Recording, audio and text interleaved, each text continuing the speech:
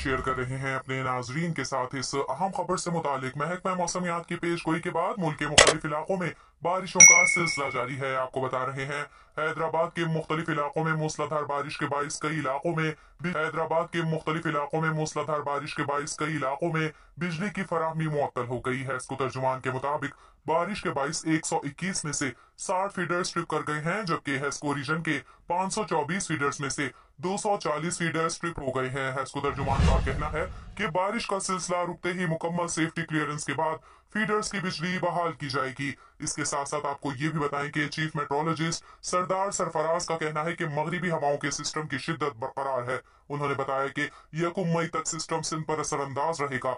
हवा का कम दबाव सिंध और बलूचिस्तान में मौजूद है। उन्होंने ये भी बताया कि कराची के मज़ाफात में बारिश हुई, जबकि रात में भी हल्की से मोतदिल बारिश मजीद हो सकती है। उन्होंने ये भी बताया है कि कराची में आइंदा 3 से 4 दिन वक्फे वक्फे से बारिश का इम्कान रहेगा।